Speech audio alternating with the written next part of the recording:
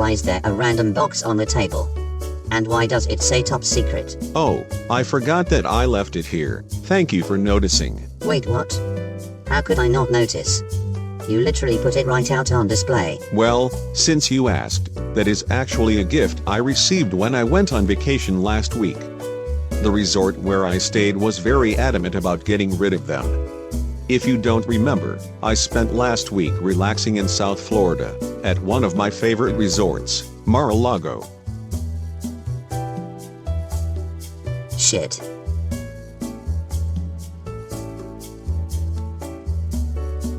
So I have a lot of questions. Not the least of which is why you'd decide to go to fucking Mar-a-Lago for your vacation. The most important of which is why there's a box in our studio that's labeled top secret. Kind of seems like a big deal. It is indeed a big deal. Going to Mar-a-Lago, the home of our greatest president, has been a lifelong dream of mine for the past 5 years. And how exactly did you get this box of top secret documents? Oh, it was very easy. They were just laying around by the pool, protected by a bicycle lock. In fact, on my way out, one of the employees seemed very eager to give it to me. That's because they're fucking classified documents and it's illegal to have them at a private residence. Who the fuck knows what kind of top secret intelligence could be in there? Why in the world would a former president think it's acceptable to take these out of the White House? And keep them behind a fucking bicycle lock? Well, first of all, Donald Trump is not a former president. Because of voter fraud, he actually won the last election, by a lot, so he is technically the current president. Couple of things. A. Even if he was the current president, you don't hoard classified documents at your fucking house. And B. Exactly what tangible evidence do you have of a stolen election? Seriously, name one piece. Just one. Literally, name one fucking documented legal case where Joe Biden cheated. Because they've taken this to court dozens of times, and have lost every single fucking time. Those are just facts. Facts can be pesky. I know in my heart that President Donald actually won, especially since I see very little support for fake President Joe Biden. That's because we don't give a fuck about Joe Biden. He only won because Trump was a narcissistic piece of shit who has never done a hard day's work in his life, and every vote for Biden was actually a vote against Trump.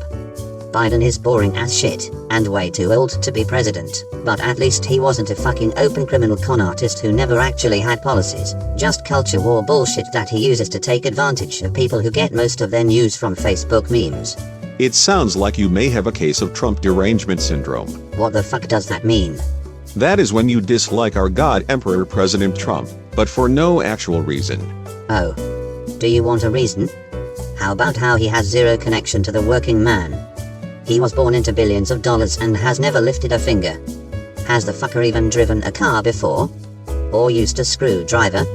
He tried to ban transgender soldiers from the military, which makes no sense, because if someone is willing to die for our country, then why would you give a fuck about their gender preferences? He played down the coronavirus because he didn't want to wear a mask and smudge his makeup, and as a result hundreds of thousands of people died. Anyway. He tried to extort a foreign nation to help him rig an election. He misspoke about the path of a hurricane and instead of just admitting it, he doubled down and altered a weather map with a fucking Sharpie.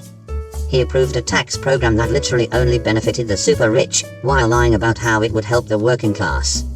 Then, when he lost a legitimate election because he couldn't shut his fucking mouth for 5 minutes, he spread a lie about election cheating and incited a riot at the United States Capitol where several people died.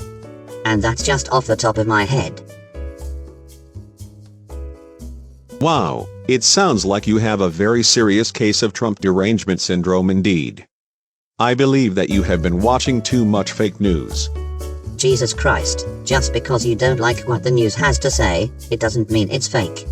Listen, I'm talking directly to our audience right now. I realize that you may think this is just some woke liberal show, but the reality is that you've been brainwashed. You're not a lion amongst sheep, you've been fooled by bullshit like Fox News into thinking Democrats are out to get you. The truth, and I know you're not a huge fan of that, is that this whole Trump thing has become a cult. You don't see Biden flags or any of that shit, because Democrats don't worship one person. I find it very offensive that you would refer to our movement as a cult. Of course. Look, You can have a different political ideology, and that's totally fine. What makes America great is that we can have these discussions from varying viewpoints. The problem arises when you begin to only follow one person, no matter what they say or what lies they spew. That's when it becomes a cult. And it's extremely dangerous.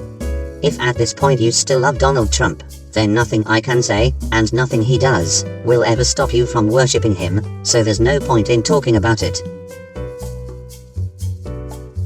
Anyway, this concludes today's episode.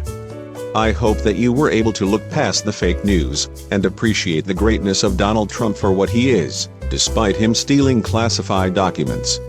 Remember, security breaches are only a problem when Democrats do it.